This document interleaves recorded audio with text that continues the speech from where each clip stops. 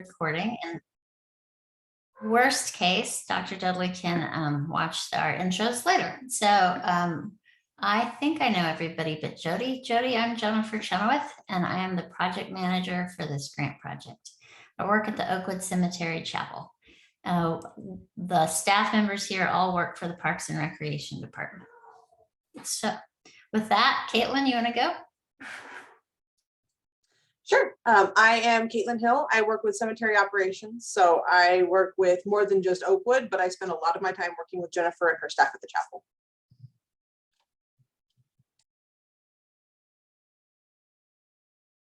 I guess I'll go ahead. Hey all, my name's Greg Farrar. I'm one of the exhibit specialists, also part of the team at the chapel. And I've been fortunate enough to be able to do a lot of the research that has gone towards this project. And I'm excited about everything else we're going to find out. So happy to be here.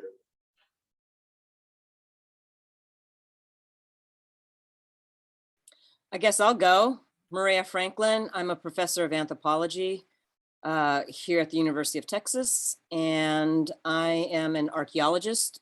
I mainly do African diaspora archaeology, and I'm a project consultant. Looking forward to working with all of you. I'll go next. I'm Diana Hernandez, and I just finished my MS in Historic Preservation at UT.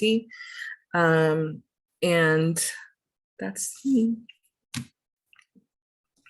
Congrats. Congratulations. Hi, everyone. I'm Laura Cortez, and I'm going to be supporting this project with public engagement. Been doing work. I have my own consulting firm, Cortez Consulting. We do various projects across the city. And I've asked my right-hand person to come join me, Miss Jody. Jennifer, I hope that's okay. She's going to be helping us a lot with some of the work. So I'll turn it over to Miss Jody. Thank you. And like she said, my name is Jody Elderton. I'm here with Cortez Consulting. So really excited to meet all of you guys. And I really can't wait to hear more about this.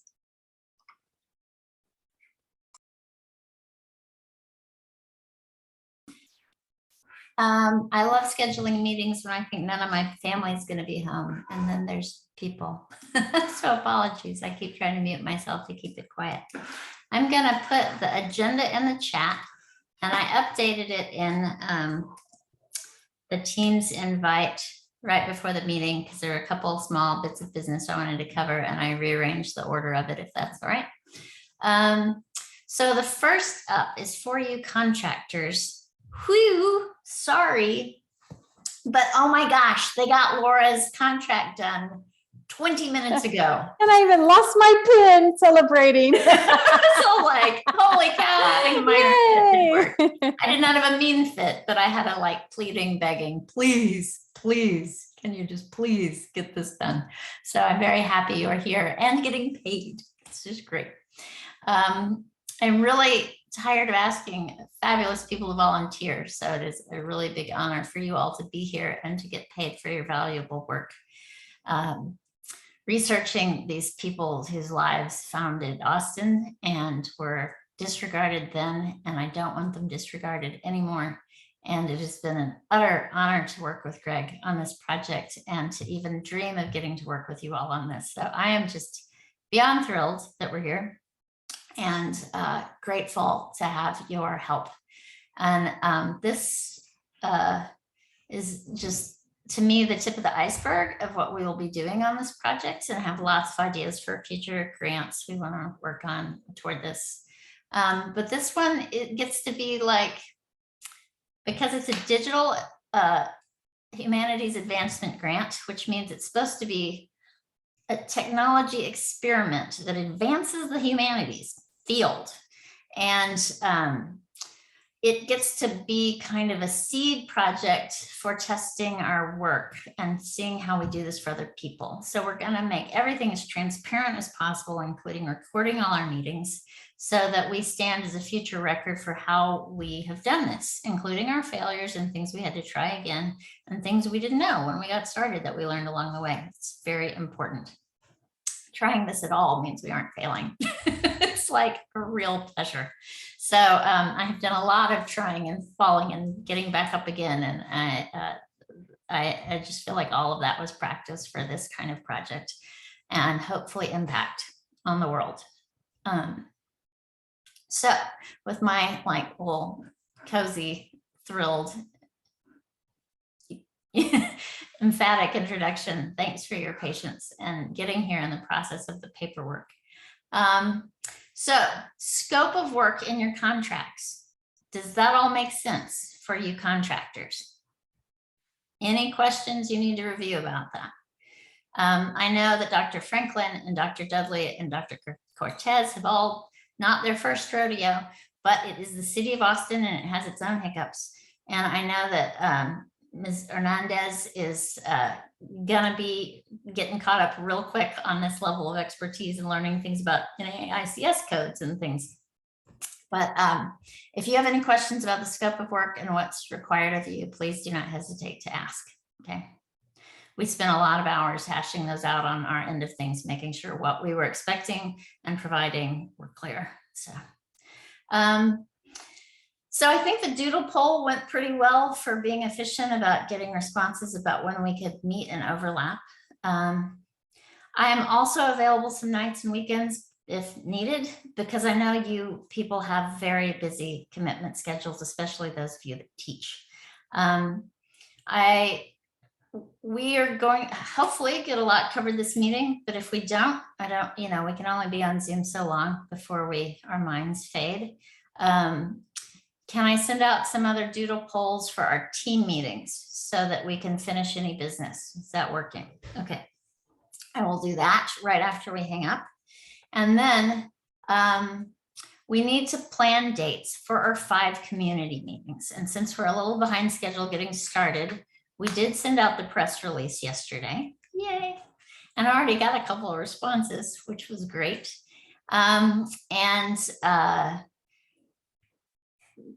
Do you have a preference on time of day? My guess is that we might need to have some varieties of times of day and during the week for people who work and people who don't, and retirees. And so I guess maybe that's for Laura or anyone. Do you have some opinions about what times of day we should offer? And should we figure that out with several options in a doodle poll first? One of the things that we try to do, Jennifer, is we want to make sure everybody on the team that's going to be on the panel, we have clear dates from them. We kind of get a sense of some options. And then once we have our foundation for meeting dates that we're as a team, we all can make, then we can give a few varieties out to the public and to the participants that we're going to be inviting. I absolutely agree with you. We have been hearing some mixed, everybody after stage 5 went back home. I've heard from people that they're exhausted by Zoom by 5:30 or 6. So we're hearing a lot of different things. We're also hearing folks saying that Saturday mornings, mid mornings is now better. So we're hearing a lot of different community engagement feedback. And so I think we should give some options, even for people who are retiree, who may be home. We may want to consider a mid-morning or an early afternoon meeting for them as well. So I think the more variety we can provide for options for people to participate, they're going to see that we're being flexible and understanding that their time is important to us and we're giving them options. Great. Shall I send out 2 doodle polls, one for our team meetings? Or should I just send and another one for the community meetings? Or should I just send one out with a 3-month availability? Jennifer, if you want us to help do the meeting polls, and that way it's kind of, if you want to do for the meeting team and you want us to help you, we can do the ones for the community meetings if that helps you. Okay, so how about I send one out to all of you for the next 3 months? And then we can pull from that in the early ones for team meetings, and then Laura can pull from that for the community meetings. Does that sound good? And then I'm sorry, when you say you're going to pull it out for 3 months, that's like, those doodle polls, it's like 5 days a week for like 3 months. You know what I'm saying? That'll take forever to fill out. So I'm not sure that a 3-month doodle poll is going to be all that. Let me do a 1-month doodle poll. And then I'm going to let Laura figure it out from there, if that's fair to Laura's team. Yeah, and we'll do, So sometimes too, we can see if you're wanting to do like a team meeting with all of us, and I don't know, Dr. Franklin, if this works for you, but like in some of our team meetings where we meet monthly, we'll say the best time is every second Tuesday of the month at 10. And if we know we're all open at that time, we can probably schedule it for the next few months. So maybe that's how we can manage the team meetings. And then what we'll do for the community meetings is we'll give some options out first to this project team. We'll let them say, yes, these are good. And then we can start getting those out to the community. So how does that sound? Yeah, okay. Great. Thanks.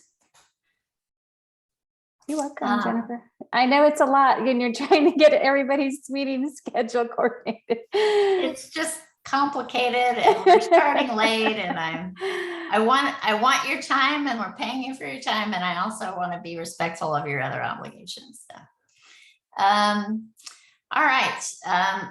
I have these in order next to discuss the participants. And we have email addresses for all the people we've reached so far, and we've broken them up into categories of descendants, community members, some of whom might also be descendants, but we haven't talked to them one-on-one yet, and subject matter experts, many of whom you recommended at a prior meeting. So I'm going to screen share that, but it's also in the Google Drive files if you'd rather look at it on your own computer. And I don't think this needs to be, we don't need to end with a final list today. We just need to really, the job is, sorry, like I said, I'm a poor multitasker. That is not it. Let me make sure I got it in the right place.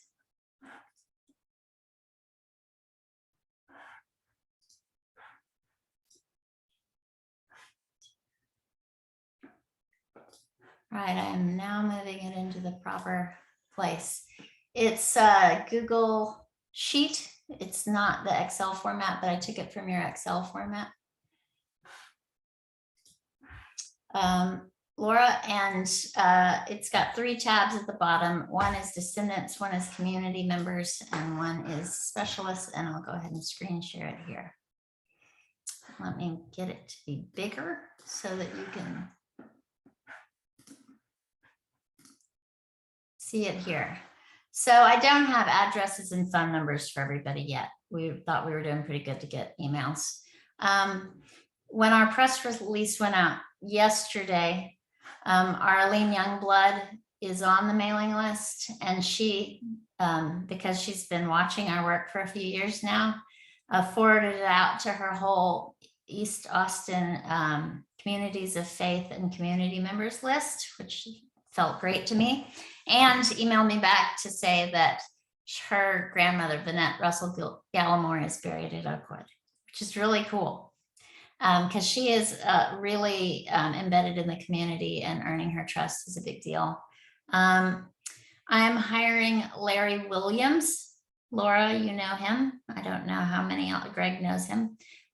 He is going to be a chapel staff person at maybe 5 hours a week, helping to do outreach to people and helping track down names and emails and phone numbers, and also helping to interview people and helping with oral histories in the chapel.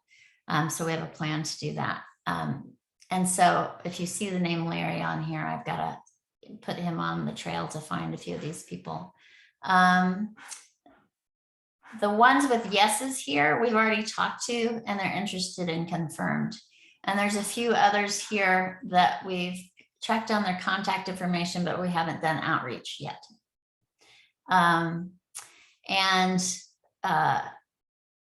So that is 5 confirmed and potentially 12, and we'll probably find more. Community members. Larry's really a staff person on this, so he's not quite on this list in this way, but I wanted to make sure he was in the consideration list. Reverend Darrell Horton with Mount Zion Baptist Church has been a real collaborator since we started, and I think he'd have great insight. And I don't have these people in here in any particular order. I do definitely want to have a few people from the Tejano Genealogy Society of Austin, and Minnie and Maria have also been collaborators and engaged people. And Marina Islas from the Austin History Center wants to be involved too, but I'm talking about really like outside city staff people on these lists, because we have inside city staff people as advisors on the project already. But I would love to hear any other community members that we can find. And like I said, this is in no order, and we could add many other people to it. I gave a talk to the Rogers Washington Holy Cross Neighborhood Association, and I don't know if all 4 of them need to be there, if they want to be, or if one of them would be happy to represent the group. And I also have 4 people here from Save Austin Cemeteries who are our stakeholders. And I'm not sure all 4 of them want to be here. However, Lydia Moore is a longtime member of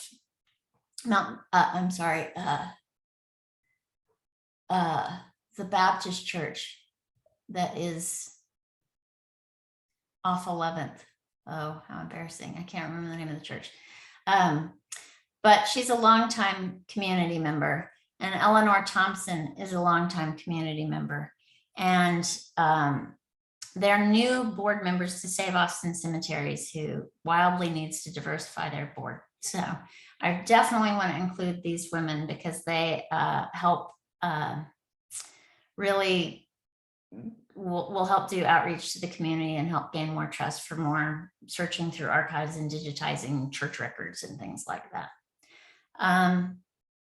Adrienne Isemreisen is a sculptor, and she did the sculptures on the Freedom Plaza, the Carver, Greg, that you helped clean. And she's also contributed to the cemetery master plan a few times, and she serves on the Travis County Historical Commission. I think she'd be important to include. And there's just a lot of folks, so it's hard for me to know for sure. Kimberly Keaton is confirmed. She used to be the African-American archivist at the Austin History Center, but is now working independently. And she does a lot of work in genealogy, and I think she'd be really helpful. So I don't know, I guess once I go through this, we have to figure out how to prioritize these people because we kind of only have so many slots. And other people will say yes, but drop out. And we want to be able to ensure we have a wait list for people who would like to be engaged who may not be descendants. And possibly if we don't engage them in the focus group meetings, I could send them a follow-up request for meeting and we can meet one-on-one and get some feedback too that's outside of your scope of work. Subject matter experts, there are a few people on here that you all recommended, and a few people that the City of Austin staff recommended. So handing this back to you, there's one thing I forgot to point out here. Susan Hensley is a unique person. She was researching her family records and found a great uncle who was buried in the pauper grounds. So he's one of the few white paupers or impoverished people. I flip between the historic language and contemporary. You can teach me how to do that better. Who we know as a descendant of someone buried there who was also a veteran, and we know him through the veterans payroll records. So I think she'd be a good person to ask. And then I'm also acquainted with the Lung family, who were the first Chinese immigrant business owners on Congress. They owned a Chinese restaurant, and Mr. Lung married a local woman who was a Tejano. And so their descendants are both of Chinese heritage and Mexican-American heritage. And they're interested in participating, but their ancestors are buried in Oakwood, but not in this section. But if we wanted a mixed racial point of view, that's a really unique one, and we're acquainted with them. So I'm going to stop leading that discussion and get your feedback on how we prioritize who we ask to participate first.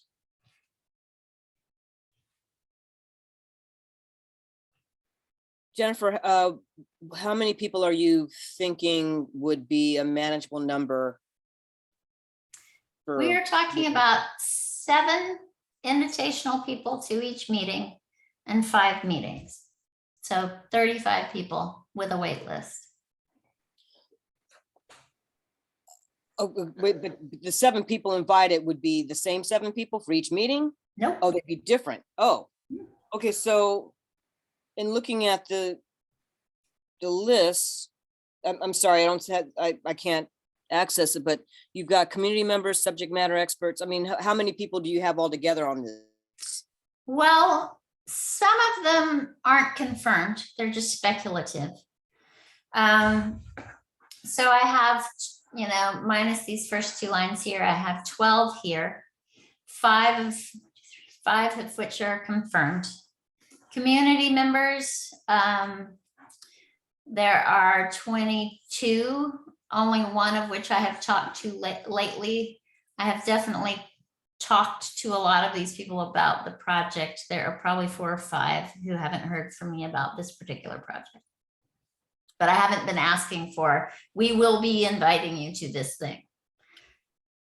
Right. So if you're trying to get 35 separate individuals across 5 meetings, you can probably invite most of these to different Correct. meetings. And are the meetings then, the topics of the meetings going to be the same for all 5 meetings? Yes. Got it. Okay. And that was at your suggestion that you wanted a mix of descendants and subject matter experts together. Right. And And so that's the only way to do it. yeah. And so what I would think is that for the community members, that one's probably going to be the easiest one to tackle, in the sense that you could ask them to, save Austin cemeteries. They Yeah. can go to their membership and elect who they want to represent Right. on the Right. committee. So, but I don't see a need to necessarily prioritize, but just kind of divvy up folks into 7-person groups for each of those meetings. And then if there's any that are kind of stragglers that we want to incorporate, we probably have the space to do so, add an additional 1 or 2 people to a meeting if need be. If this is the existing list that we've got to work with. That's just, that doesn't anticipate that there are going to be more people added to these Right. lists as this Yeah. progresses. That's always an issue. Yeah. Yeah. What do you think about, sometimes when we put these focus groups together, since we have 5 of them, would you feel comfortable if there was one that was dedicated to the experts that you're having? I anticipate, and we haven't designed the questions yet and what's going to be asked, but in some of the focus groups we've done, sometimes we dedicate a slot to either the descendants, if we feel like that's a rich conversation that in particular, I don't know if the subject matter experts have different feedback, but I'm thinking of that group as kind of maybe might be more focused on the conversation around some other details versus someone who's a descendant who may just be sharing a story. So just would love some feedback on whether of the 5 focus groups, should there be one that has a specific category dedicated to another? So maybe we have 3 that are mixed with everyone and maybe 2 that are a dedicated group. I'd love to hear feedback on that. I like the idea of perhaps having one of the meetings just for descendants. The problem is, well, I guess if among this group, you can still have descendants in the other focus groups, you could probably get a lot of them. I mean, we could schedule some FaceTime with most of the descendants, because you're right. I think descendants are going to have, potentially different concerns than, say, community members who have a different kind of, research or preservation related concerns. But could be a cool research experiment could be we give them each one a session, and then the last 2 is all mixed, and we could see what the mixed group says, and we could we could have a descendant group, an expert group, a community group separately, see what what kind of conversation it looks like. And then we could have 2 focus groups that has a mix and see what that might look like. Yeah, the only thing is, I would think that it would be more productive if we did it that way, that the last 2 meetings with the mixed group consisted of people who attended some of those other meetings, right? Because then they were then they have a more representative picture of what other descendants and other community members who aren't in those last 2 meetings, they're not just speaking from their own perspective. But that also then means that you have some people who are attending more than 1 meeting. Yeah. And that means that less people are going to be, targeted to Yeah. That's the only drawback with that. So we need to figure out whether. We're thinking of the research design, Jennifer. We're trying to think of the strategy behind this. It's either you have 35 open spots to anyone and any mix a group of people in the 5, or you get strategic and you think of the 5 groups depending on what we need, what the questions are we're asking, what information we need to gather, because you'll have a different conversation with someone who's coming in as a community member, might be contributing. Let's just say for someone who is running a nonprofit, they're going to have a different perspective and kind of lens as someone who they're speaking about their family's history. And I think that could be a rich conversation with everybody together.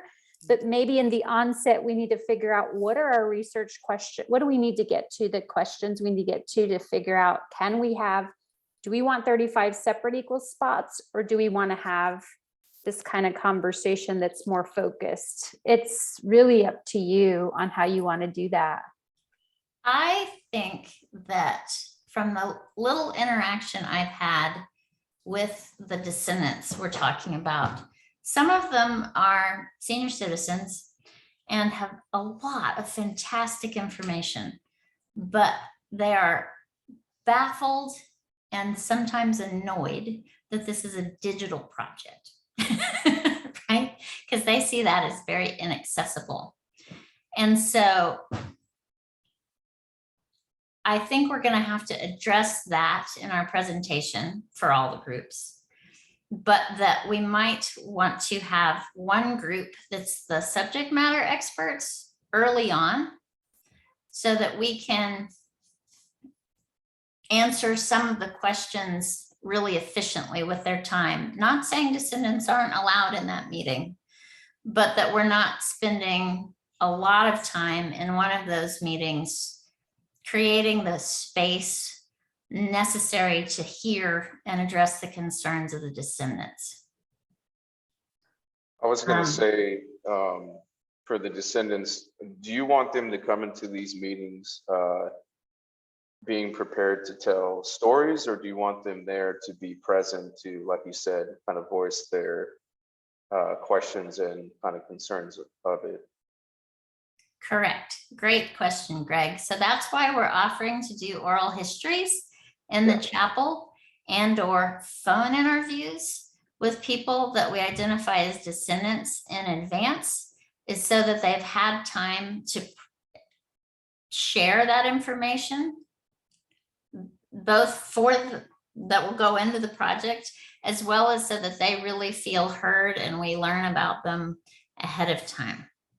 Yeah, because I know that'll be a good way to, like you said, make sure if someone has a lot of stories or it takes a little bit longer, you don't run into any kind of time issues if you have, a meeting with a number of descendants and they maybe don't feel like they have enough time to talk about it in whatever length they need to, or so I think it's good to have that separate opportunity, like you said, that we're going to do. So yeah.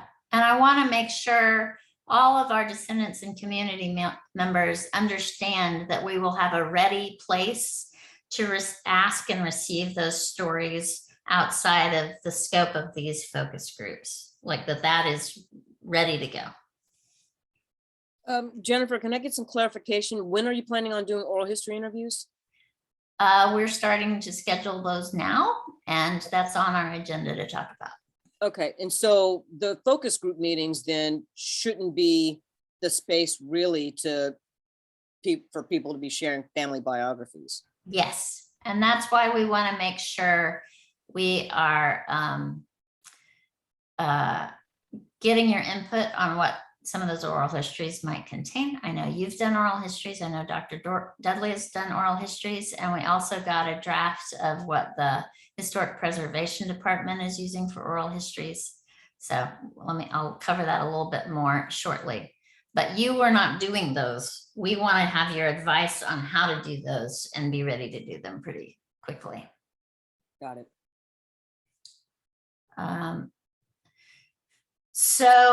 I'll make sure when we get off this meeting that this participant list is available to all of you in the Google Drive. But really, I think Laura put this column in here as a number. I think that's not sure what you use that for in your template, but I just put a yes for the ones I've already talked to. We might want to put some other code in here about how we prioritize people. I would love to have Robert Stanton be part of if I have to vote for a few people, Robert Stanton would be at the top of my list. So would Dr. Barry and Jennifer Blanks from Texas A&M, and the other people you recommended, I'm sure have more expertise. I just don't know them. And other people like Jenny McWilliams, she's the cemeteries manager for the THC. All of these people would be really interested in our project after the fact also, but I think getting some of their input might be good up front too. So it's hard for me to totally know how to prioritize everyone.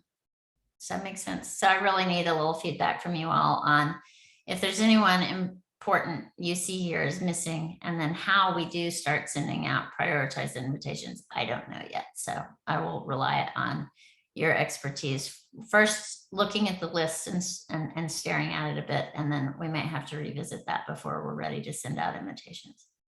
I guess what I would, in terms of prioritizing who to reach out to, you've got a list of folks who've got very different kinds of expertise. So what does the project need?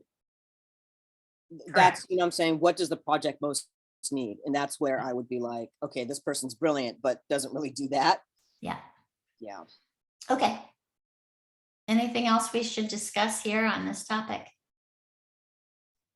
Jennifer, we'll go in there and work on some columns that I think it would be helpful to know who you were, where you had said yes, and these are your preferences. I'm actually trying to go into the document and highlight, Jody and I will work on that, highlight who you had. And I know we had a notes column. I don't know if you can scroll over to the right for us. Okay. If there's any notes that you could write in there, your team has, this helps us just document some things that you maybe have here and you worked in and we may not know about, but so everybody can see that. And I do agree with Dr. Franklin. It probably is helpful for us to know, these could be fabulous folks, but they maybe not have the information that we're looking for. So who are those folks that you might assume? So we could be very strategic with invitations. And then what'll happen in the invitation process is we see that they're not confirming, we'll give them a deadline. And if they don't confirm by a specific time after we've done a few reminders, then that allows us to open it back up again. And then we can re-invite individuals who were not asked in the first round. So it might take us a couple of rounds, and sometimes you got to have more participants than you think, because conflicts of schedule, families, different things come up, and you always want to have, someone on the waiting list if something comes through for someone else and we have an open spot. So glad you're here, Laura, and all of you. But yes, thank you for not relying on my lack of experience on this one to manage. Thanks. I just got some text from Dr. Dudley, and she had a family emergency, and so she's going to log in and listen in.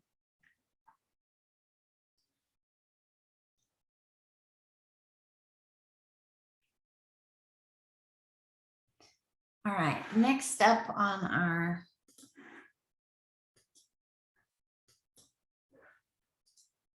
agenda is media interview request. I forgot to say that earlier. We've already had a media interview request, and it is with K-View. And Greg, I don't know if you've heard from Kanya from PAR Community Engagement Unit yet or not? I've been out on site, so I haven't Okay. seen any of my emails today. We would like you to give the media interview as both a descendant representative and a project representative. And she would also like to talk with either Dr. Franklin or Dr. Dudley. Dr. Franklin, how do you feel about talking to the media? Oh, I hate that kind of stuff. I really am like, a reporter's calling? I'm not picking up. I mean, did she say why? They're super excited about the project and they want to run an article on it in time for Black History Month. Ooh, Dr. Dudley's joining right now. Oh, I bet you I'm passing the buck. Passing the buck. Since she wasn't here earlier, guess what? She signed up. You can tell her the news. She's joining right now. Hi, Tara. How are you? Oh, frantic. Sorry. I'm going to ask you one question you need to respond to now or later by email. But we've already had a media interview request for a TV station that would like to talk to Greg and one of the professors on the project. And would you be willing to speak to the press?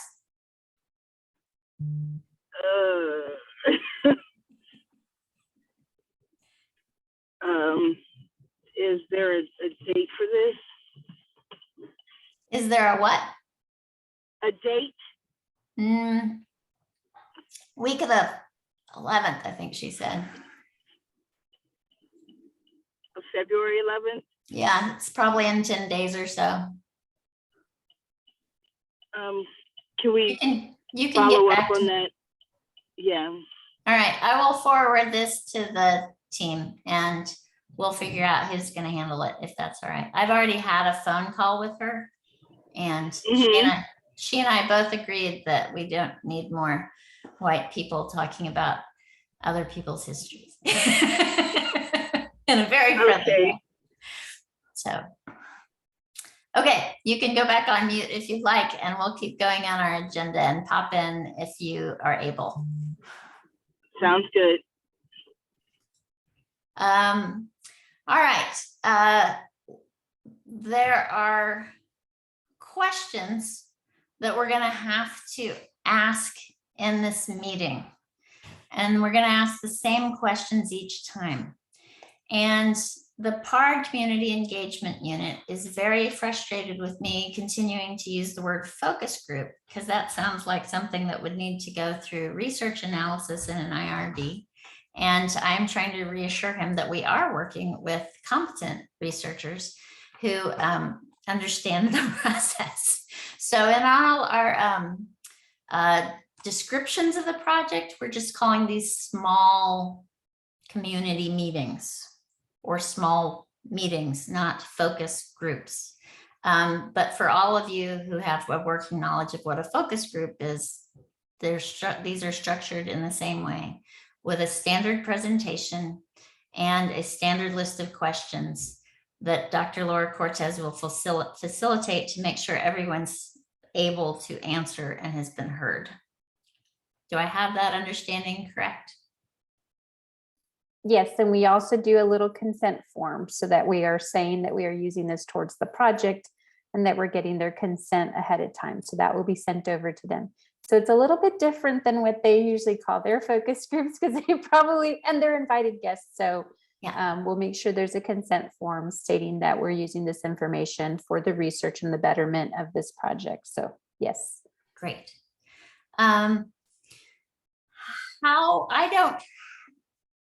My big concern as a project manager is in all the times I've tried to describe this project to anyone, it takes a while to just give the context of the cemetery.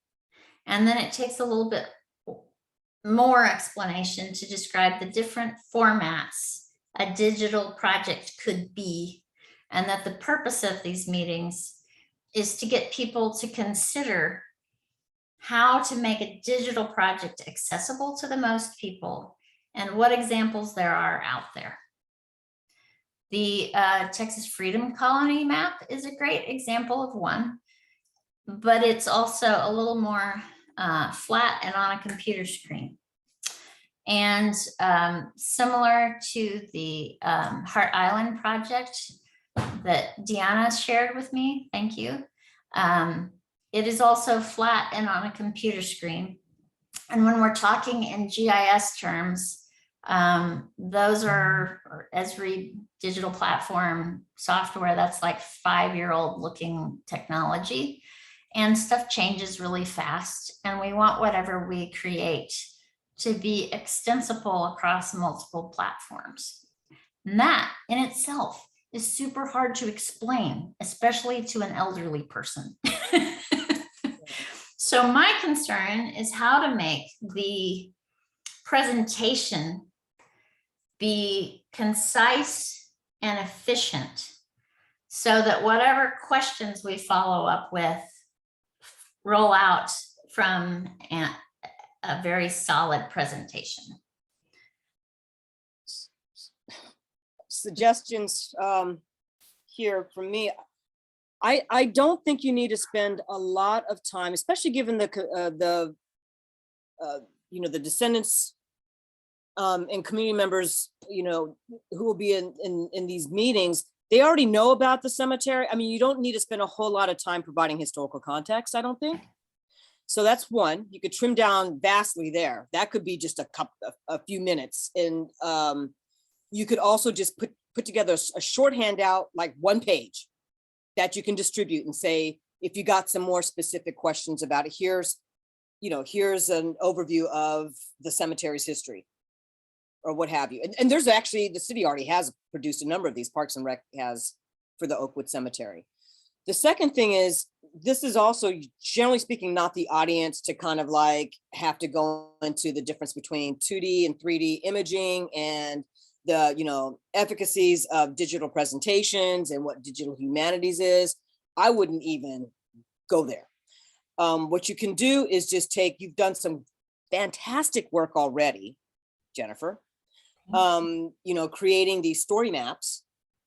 You can pull up one of these and say, this is along the lines of what we're trying to attempt here. And I understand that old people. I don't mean old people, you know what I'm saying?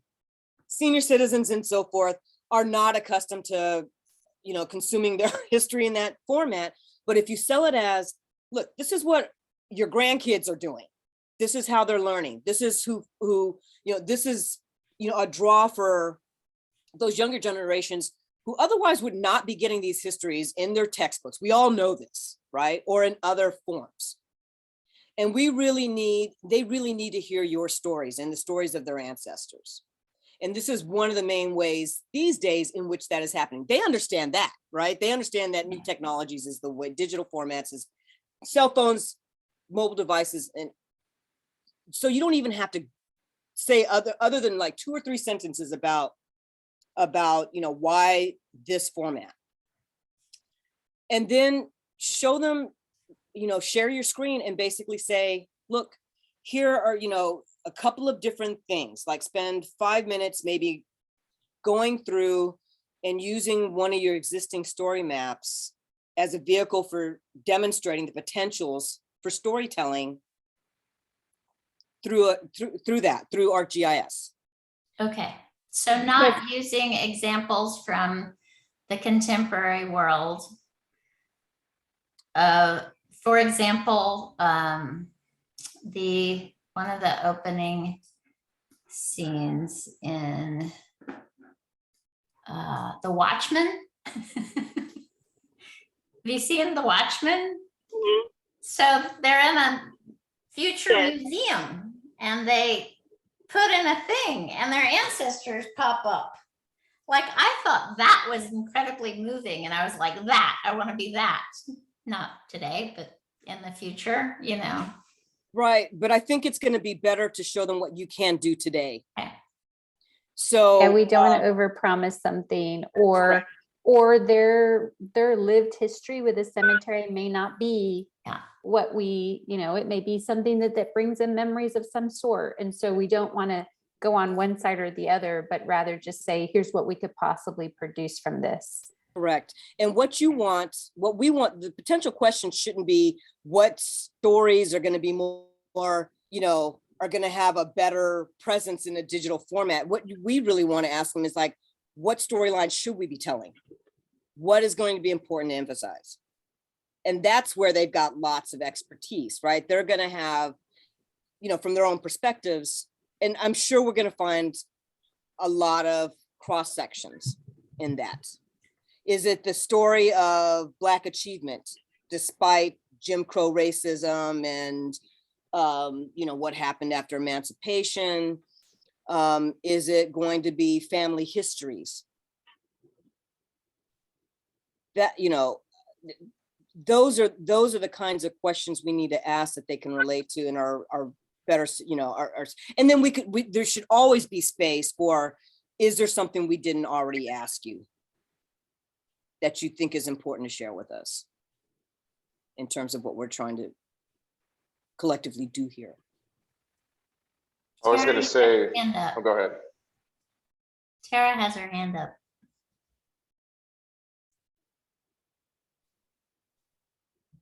Yes. Can y'all hear me? Yes. Okay, sorry, I wasn't sure if I was still on mute or not. I agree 100% with Dr. Franklin, and the question for the public meetings, or however we're going to choose to term them, should be what are the stories that the community feels are absent that need to be told.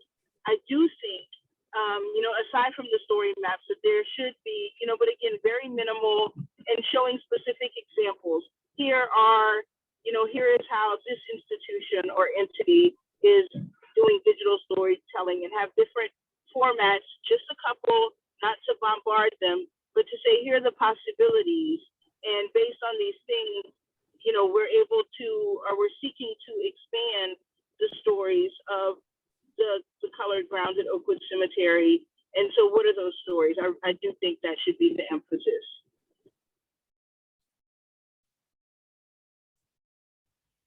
Laura?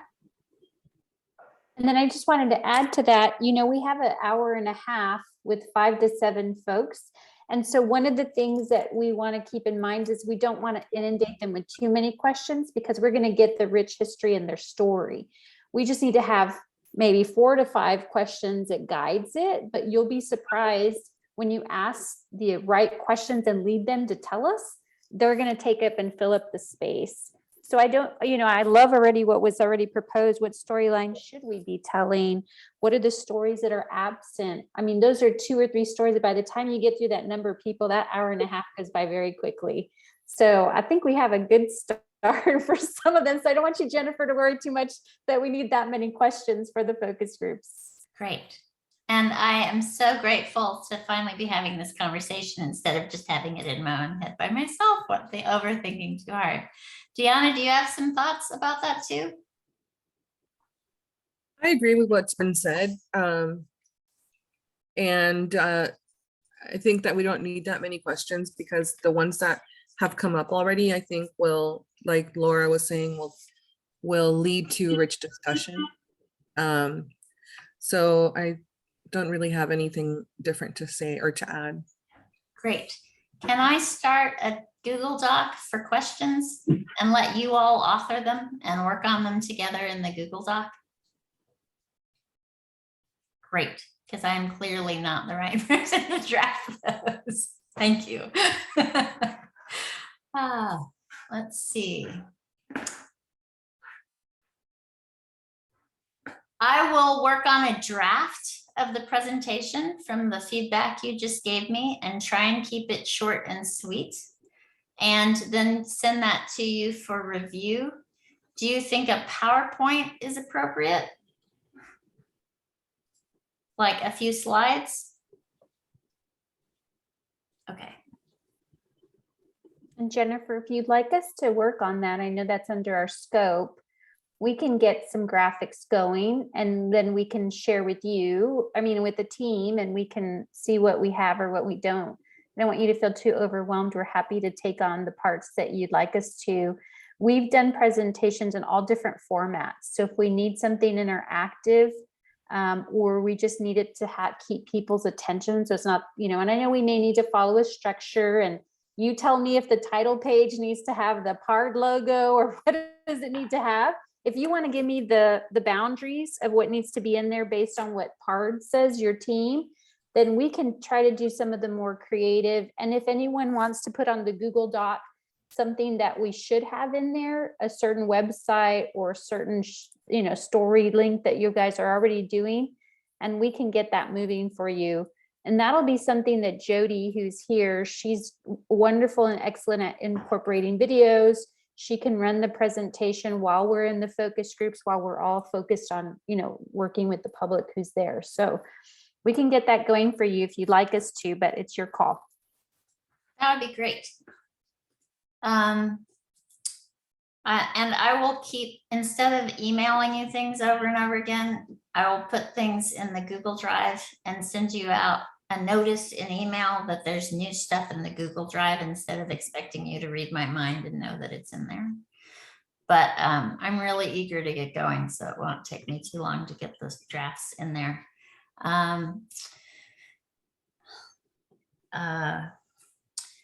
How much, so this begs the question of, if Cortez Consulting is sending out the outreach emails to the people, and in that is gathering the relevant contact information we need to have for them and getting consent, and asking them what dates they want to participate in and sending reminders if they don't respond. Is there advanced reading that we want to give them or not? I have a story map that is a little bit more context if people are curious and interested, but it wouldn't be required if you already are aware. Wait a second, would this be for all, like the descendants, community members, and the experts? Yeah, it's kind of just, it's a story map that is context. Can I Well, send, what? I think it said that the descendants, a number of the descendants probably are not going to get onto a story map. Mhm. So I think for the experts, that would be a really great way to introduce them to the project, because a number of the people listed don't know anything about it really. And that's a great way to get familiar with it. For the community members, a number of them are already pretty, I mean, like Save Austin Cemeteries has been kind of like a, you know, involved throughout. So I think a one-page handout for folks that you could just mail to them, especially if they don't do email or don't know how to download documents from their email addresses, which is also understandable. Just a one page. This is, you know, a short paragraph on the history, what happened at the cemetery that got all this started, and what we're trying to do. If you can squeeze that into one page, 12-point font, 14-page, maybe for some of the folks who might be a little bit more. Yeah. who I need to be appreciate you faster. helping, keeping me in line, because you already know I am a wall of words. You are just you know, you get the info out there, man, and it's just like, wow, here's a book, could be a page. We don't all have your energy, Jennifer.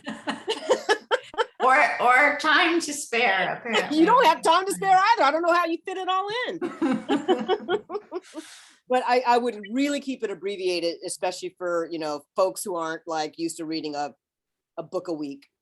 Yeah, appreciate that. So we're getting down our list pretty well. I'm proud of your efficiency. Thank you. So what we're gonna chat about next, unless you have other questions, which should come first. Any other questions so far? Jennifer, I was just gonna say, I'm gonna switch over to my phone because I forgot my laptop charger, so I'm Okay. about to run out of power. Yeah, because you're gonna have to talk about your descendants. Okay, I'll be right back.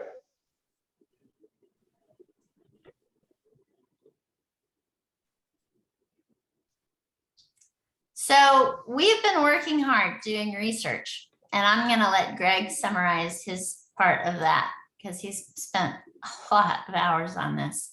And so his working list of people buried in Oakwood is in the Google folder for you, and he's always adding to it. What is not in there immediately, and I'll ask him to talk about it, is all the work he's been doing in Ancestry.com to try and create family trees. Additionally, we've had our friends group, Save Austin Cemeteries, went to the area and did photo documentation of everything. And then they uploaded everything they could find into Find a Grave, which was pretty cool. So that there's some other people doing some work and research. And thankfully it's Black History Month, and there's all kinds of online workshops for how to do African-American genealogy. And Kimberly Keaton's hosting one of those at the Carver Genealogy Center in a couple of weeks. And we're about to send out an email that also has your headshots in it and announces the grant, same language as the press release, but also lists the genealogy workshop and the online free workshops that are held all over the country right now.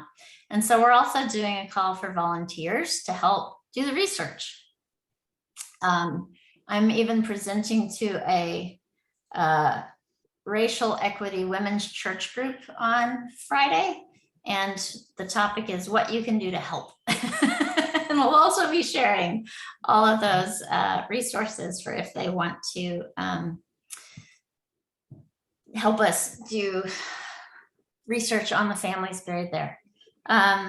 So I hope that Greg won't be the only person doing the Googling and searching. We've also had a couple other Save Austin Cemeteries people who have a lot of research doing genealogy work volunteer. And we have a working document that's currently in Greg's on Greg's desk to review the how-to kit we put together. So it's just like a several-page document of how to research genealogy that we can share with volunteers. We will be collecting all of that information and data from and working with volunteers, but that's part of the work we've been doing.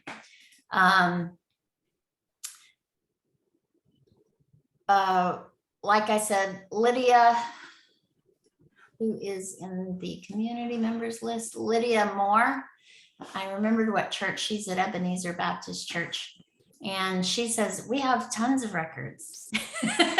Like, blink, blink. And Arlene Youngblood, Wesley Chapel has all kinds of records. So that's more than what volunteers can just do. So I'm interested in putting a working group together of writing a grant for digitizing those archives, separate from this project, but it's like uncovering all of what we could have if we all had access to the information. And I know that Greg, who has been a volunteer at the Houston Tillotson Archive, is better aware than I am of how much information is there that is yet to be digitized. They have gotten started. Danielle does great work, but there's a lot of work there to do. So I think I know there are grants out there, but it might be the right, coming from the right organization with help writing it is important, and I'm happy to help with that, but that's something that I think we're going to uncover. One of those things is at the Carver. The Carver has substantial archives that are not digitized. And I have found the overlap with Carrie Adams' project, and that he would like to redo the Founding Families exhibit that's in the Carver that was installed in the museum when the museum opened and has fantastic information, but the presentation is 18 years old. So he applied for a researcher through the UT Connect project, through the research program, the RGK Institute. Laura, you know them, right? The Community Philanthropy Program. And we have a researcher, a PhD student who is assigned to help us with that. And Carrie's goal is to get oral histories and to look at land maps of Black ownership and figure out what the value of that would be in today's terms, which is a very ambitious project. But because historic preservation has already done so much GIS mapping, and Dr. Dudley helped Hardy Heckmore with their East Austin survey in 2016, we already have a whole lot of that data already collected. And so it's really kind of sorting through that to find value. But Tara, you weren't on the call earlier, but one of the things I need you and the team's help with is coming up with a list of questions. I already have a draft of oral history questions to ask descendants. And so we will be conducting oral histories at the chapel by both in-person video, Zoom video, and audio to be asking the community those questions. And then that will also have some help with the Carver. And I also asked that we could review the archives at the Carver to see what's there, because Greg has seen a few of them, but our other former staff member, Alan Garcia, who also works at the Carver, is very aware of what's there that hasn't been digitized. Alan has digitized all the funeral programs that was at the Carver, and Greg digitized some of the funeral programs that are at the Austin History Center, and that is the greatest way to build family trees. But I am guessing there's a lot in the Carver Museum that needs digitizing that would be very helpful in terms of researching these families. Dr. Dudley, you sound really busy, but do you have any interest in helping me look at the archives that are at the Carver, or do any of you?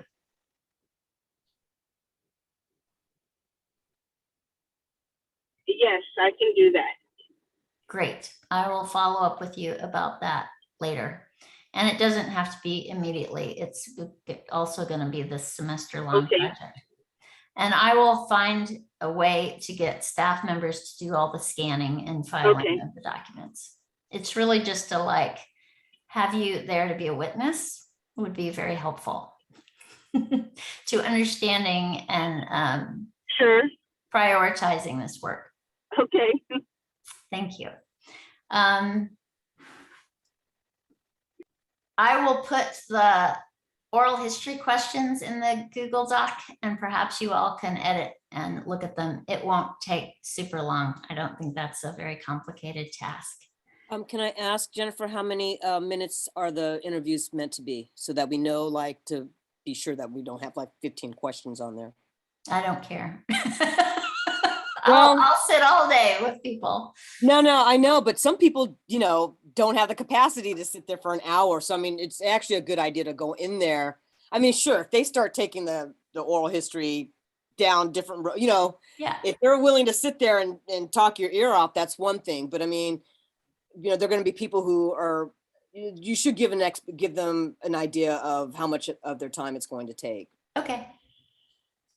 You have done more of those than I, so I look for your recommendation. It's fine. But mine were, the oral history stuff that I've done has been for research purposes. And so we usually sit down for like an hour, because especially if you're working with people who are elderly, but then we also understand that we're going to interview them like multiple times. Yeah. And that's not going to happen here. Yeah. So I think what you need to do is figure out what are you supposed to be trying, what is the objective of the oral history?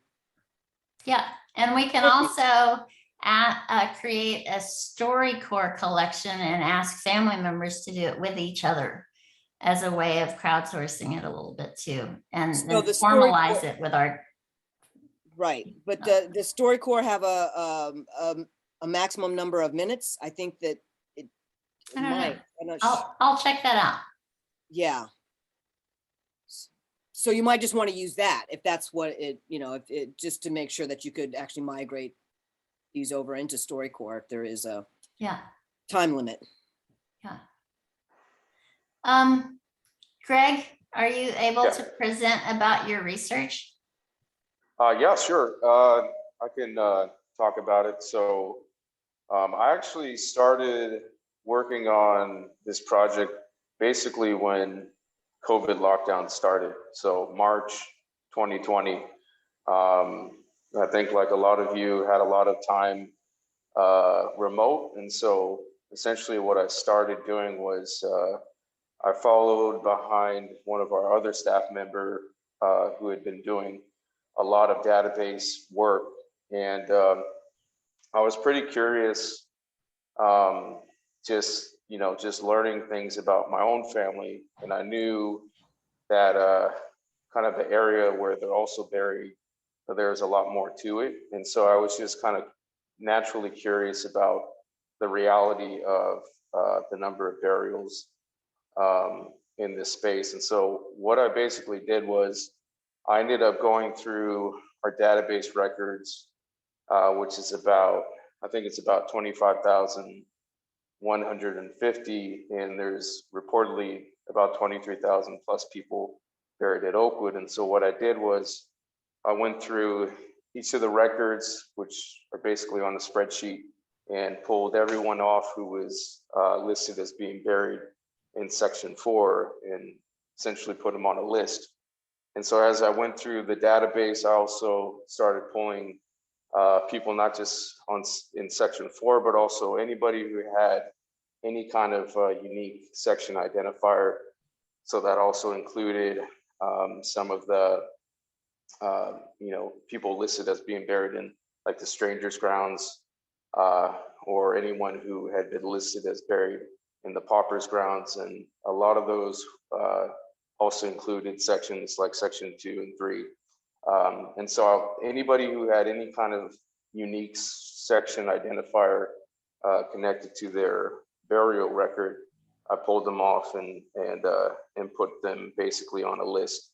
And so by the time that I finished going through all the records, we had about a little bit over 2,700 burial records for people being buried in section 4 as it was listed during the time of burial, either the colored grounds or the historic colored grounds.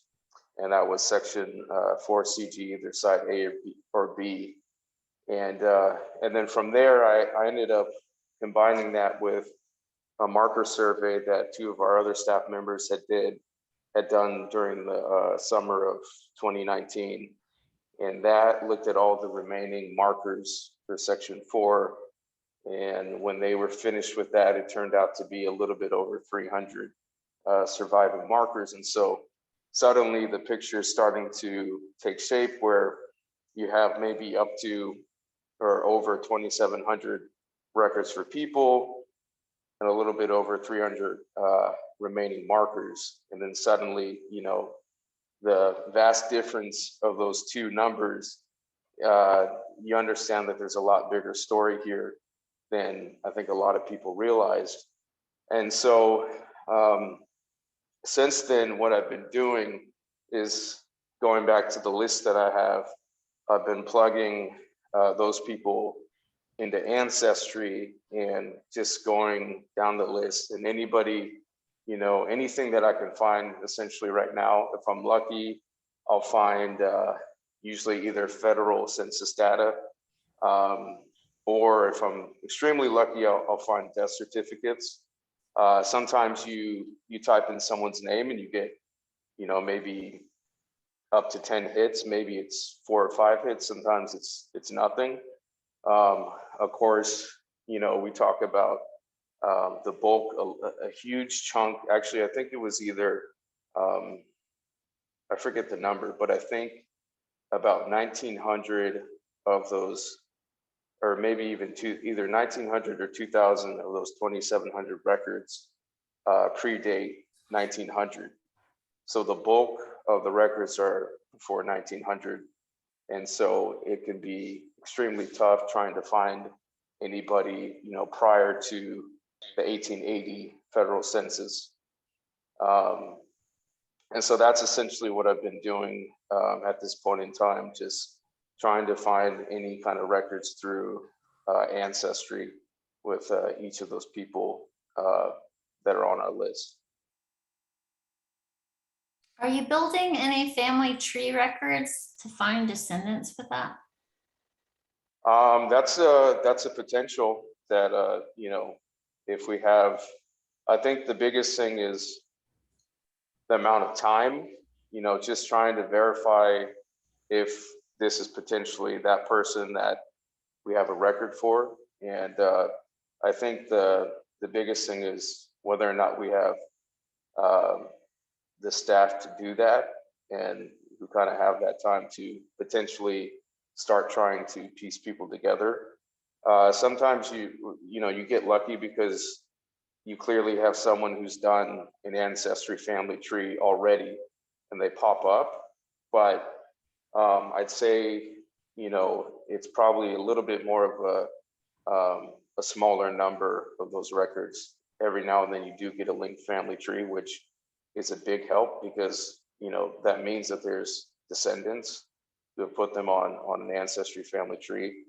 But I think the biggest thing is trying to figure out how much time and how many people you have to potentially, you know, start reconstructing family trees. The census data is really good because sometimes if you do have a positive hit on one of the records or on one of the people, you do have, you know, who else was in the household at the time, you know, so sometimes that could be one of those things that could be really helpful in potentially trying to do that.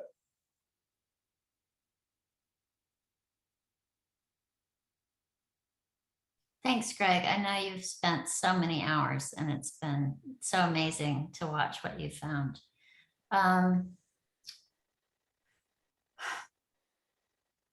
Other questions, thoughts from you all to us about what we have done and what we will be looking for recommendations from you on what we should be doing next. And part of that is like drafting the oral history questions, and we will look at ideas for how those oral histories happen and if StoryCorps is the right solution and those types of things. But if we will also probably share with you the how-to genealogy document. And I know you all aren't genealogists. That's not what I'm asking for, but like, just to make, like, we need your expertise making sure we're like pointed in the right direction, you know? And if there are things in the historic preservation and archaeology field and the cemetery preservation field that I'm completely unaware of, point them out to us, or other examples or resources, because we are not you. We don't have your expertise. We just have assigned ourselves the jobs to do this. So we need you to, you know, hold us accountable for doing it well. That's what you're really here to do. Since I was hired to do the job, I was like, how am I supposed to tell a visitor where somebody is buried if we don't have an accurate spreadsheet? And there are many versions of spreadsheets that people will download and start correcting or working on, and then never merge with the original one. And every opportunity, there's transcription records and errors in storage and all kinds of things. And so Caitlen has had to sit in many meetings with me where we are pushing to design a shareable database. But that is a big multi-year project in order to get all those lists even inventoried, which we've just finished doing, of the lists we even know about, which I'm sure there are some friends group lists who have a couple other versions of those. And then due to my persistence, they reassigned somebody who used to, the director of, one of the assistant directors of Parks and Rec used to have an assistant position, and she retired and he didn't want an assistant. And so they reclassified that position as a GIS just for cemeteries and museums. So her whole job is to digitize the cemeteries in GIS and to help with this database. And we've been warned, this is a multi-year project. This will not happen overnight, even with a full-time staff assignment. But we did create the template for the layered database, and it will all be geolocated. And then the real issue is, how do you geolocate one of these person's stories if they're in an unmarked grave? So one of the things I'm really looking toward you all for help with is, how do we imagine that field with this quantity of graves?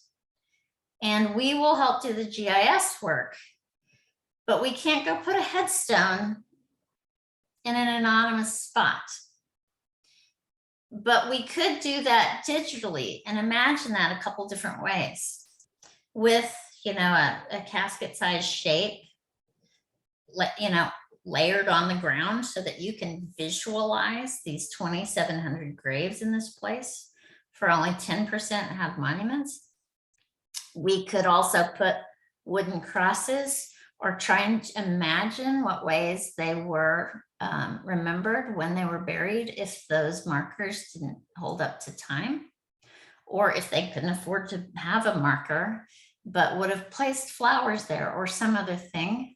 That in terms of reimagining historic preservation, we could look at what was typical at the time and even just digitally put them there, so that it would be a way of saying, we don't know who is buried here or exactly where, but within this space, if you laid out all of these graves, what do you want to see there and how? And it's very easy to stay in contemporary eyes of the space that have sidewalks and paved roads and curbs and a chapel. But that's not what the way the place looked like in the 1800s.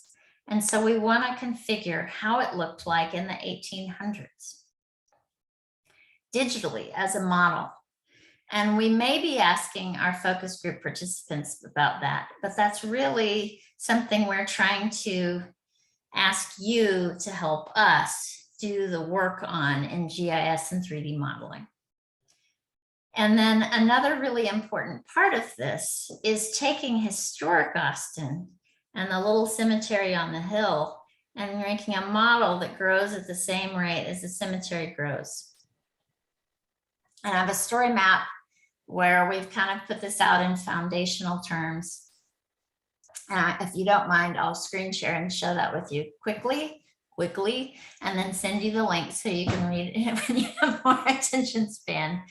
But one of my staff members is taking what Dr. Dudley taught me to do, which was look at those old historic maps and find the thing on the map. And she is geolocating the Sanborn fire maps of 1877. And we're going to build a 3D model of 1877 Austin with the little cemetery on the hill, so that the city is growing the same way the cemetery is growing. And that's one of the end goals of the project. And another end goal of the project is, many of you may be aware of the idea of a digital twin. So they build an urban model of a city in order to integrate fire, utilities, streets, traffics, building plans, and all of those things into the future. But they're not using preservation as part of that model, right? Because basically the developers are going to develop, it's going to be fine. But if we built in preservation and that little time, like if you were modeling Austin into the future, what if you could slide that timeline backwards and back it up to the native people and the springs and the reasons why people were here to begin with, or the natural resources and how they share the space together, and then start building this model of the little city that grew, and then the need for a cemetery that grows, and then the way that happens over time. So we have a plan to create at least 3 different years models of growth that can be part of the context of the cemetery on the hill. So really, if we were to do this as an example, then we reapply to the NEH with this for this exact same grant, but a level 2 grant. And we're modeling the cemetery that we do, just this section of the cemetery for this project. And that is built in, and the reason why is built in. And then we're building them into where they were in Austin because of the East Austin Historic Survey of Properties, and we can show where those people lived on the model and not just geolocate them at the cemetery, but within the city, and take maybe 3 different years, 1877, 1900, 1930, and create 3 different models and show how that growth occurred. So that is where this is going. There is a digital twin of Austin being pitched right now called the Austin Omniverse, and I've already gotten them to build preservation in there. And so I want our job to do the draft of this toward this end goal of digitizing historic preservation so that we're built into that thing the developers are driving over, right? So they don't have to be surprised that Reverend Jacob Fontaine's property had value and that they were going to have to build their condo around it, even though they didn't do a great job of that. They still had to build it around it and not over it. So I really want to make sure that what we're preserving here isn't just talking about how we look at that cemetery, but the meaning of what we're seeing when we look at that cemetery and how that gets built into the growth of this city as an example for the world. And I know that's a little ridiculous, but ambitious of me, but that's where I see this going. And that will take archiving all the records we can find of these people and sharing those digitally and doing these family trees. And there's a Esri software called Locate XT or Locate Text that reads PDFs and finds locations in there and maps them for you as computer learning. So Dr. Dudley, imagine using that with one of the city directories. And you know, they put COL or C in parentheses in all of theirs, and we can geolocate all of that within these time models. So that's what we're working on. So that is the purpose of this project. It is the seed and the foundation of this over time. And that's what I want to be doing until I retire. Okay. That's great, Jennifer. I could see that. I mean, it's got a clear social justice agenda in it. I mean, you know, you're preaching to the choir here, but I know. So what I'm thinking though, in terms of the focus groups, right, you want to be able to you want to be able to use this, obviously what comes out of this, to argue for more money to realize the bigger other goal, right? Yep. So I think within the focus groups, then there needs to be some kind of question that where you've got that, you know, long term, this is what we'd like to see. We'd like to get to be sure that this historic space, this cemetery, is preserved, that any developers who threaten the cemetery's integrity or what have you, we know what happens to folks of color. You know, our cemeteries are the ones that just get neglected, built over, and what have you. So the descendants, community members, experts, that needs to be a question then that is brought into it, because then you can then, when you put your grant up there, it's like, look, I got all of this testimony from our quote unquote focus groups that said, yes, you know, envision, bringing, illuminating this space, this place of meaning is important to city residents for these reasons. And this is why it's going to be really important to create this Austin twin, did you call it? Digital twin, Digital twin, love it. Yeah, never heard that term before. So I'll show you some examples. So instead of showing you screen sharing anything, I'm going to put in the Google Docs some more. We had references and links that we submitted with the grant, but we found more examples since, and more have come to light. So I'm going to update that in there and show you a few more things that we've looked at and are working on doing. The chapel assistant who's working on this is Lila Labata, and she's getting her GIS degree at ACC. And she's the one who's been started geolocating 1877.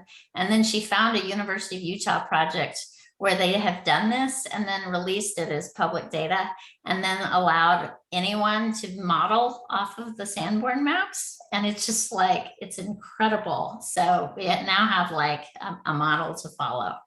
about how to do that, which is just super exciting.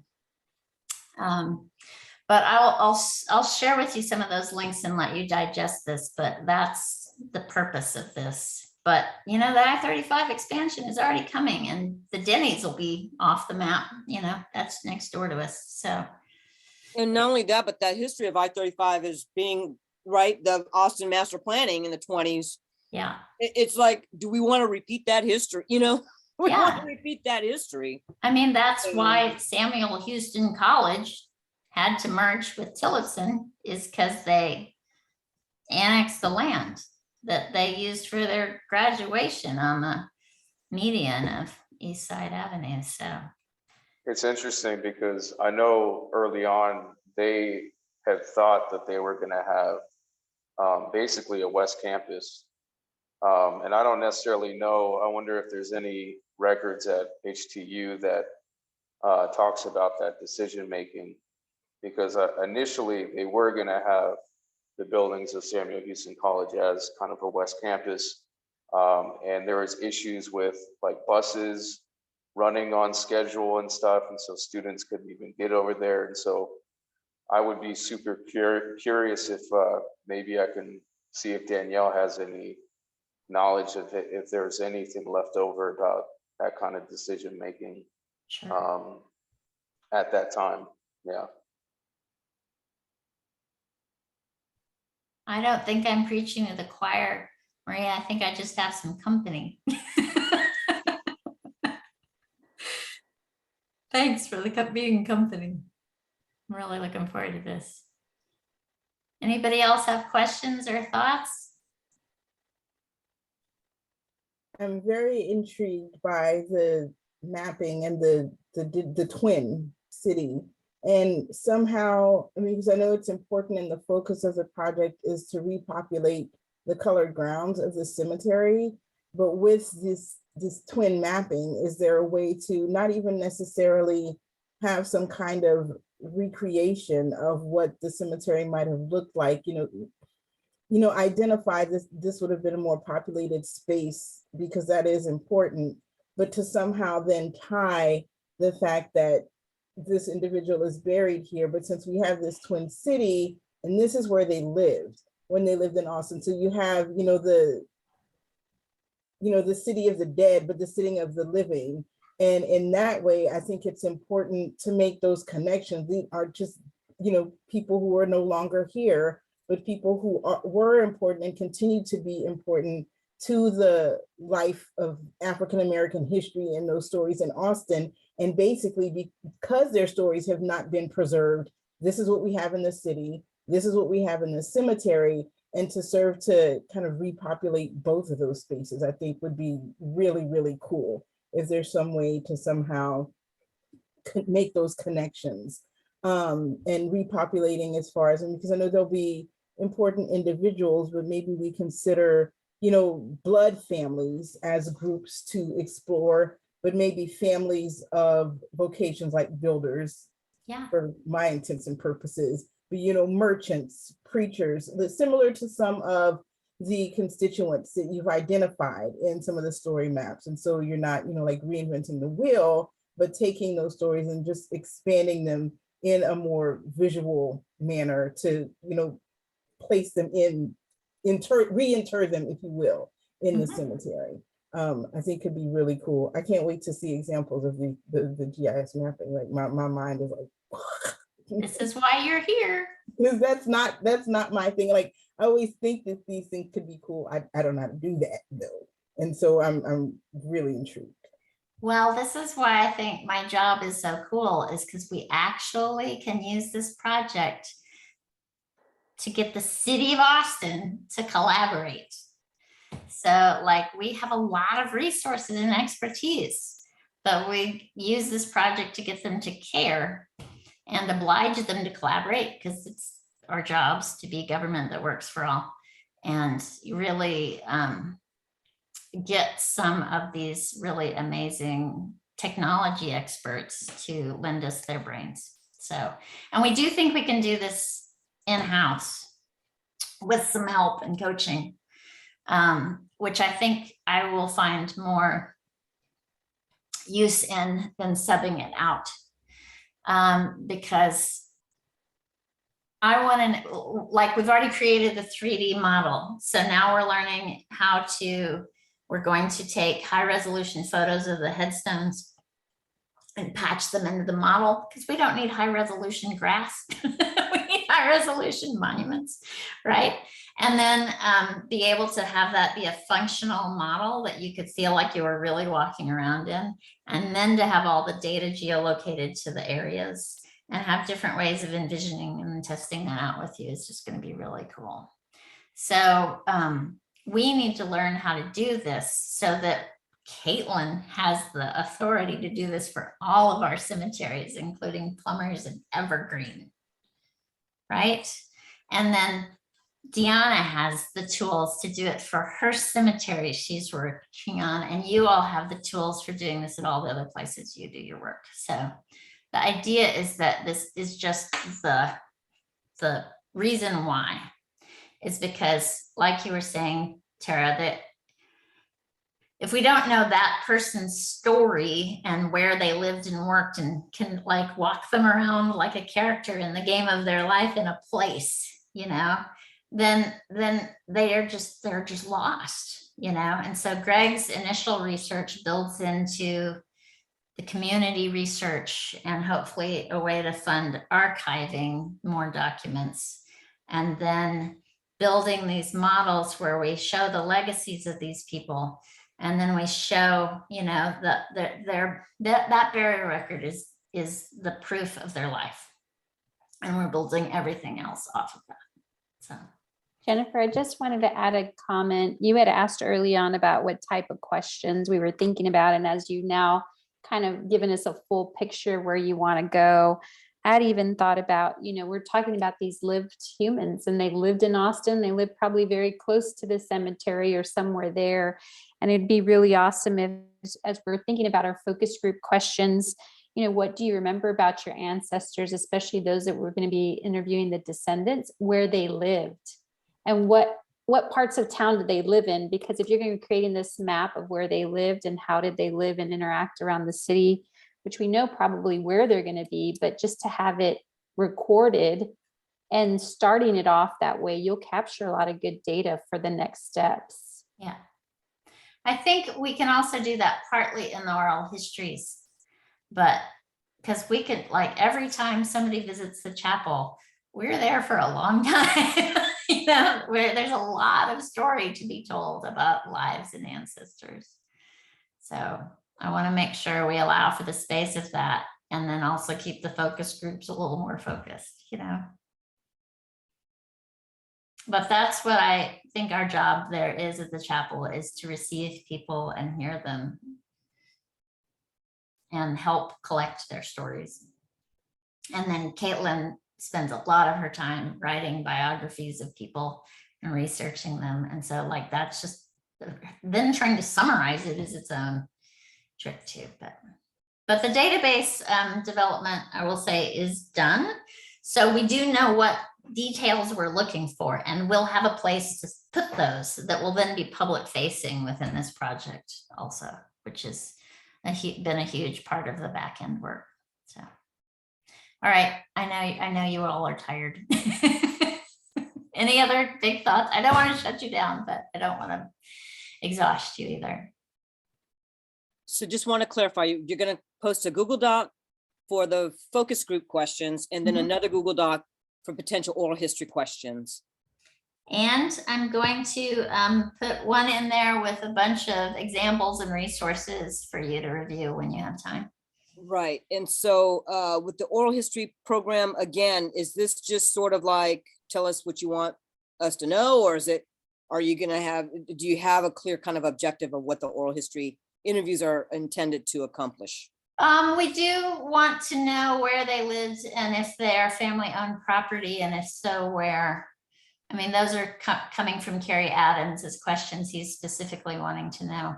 Okay, can you put that in the oral history so that we have some kind of prompts as to what you're thinking about? Yeah, and I already have Kara Bertram's oral history questions from her preservation department work. So we have a draft. So I just want Okay, you to perfect. revise the Draft draft. would be great. Okay, Yeah. perfect. Thank you.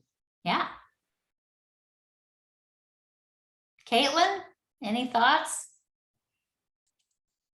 None, not really. It's the questions that we're looking at doing and the plan we have going forward sounds awesome. And I'm still continuing to try to chip away at what I have, but I don't have much over here.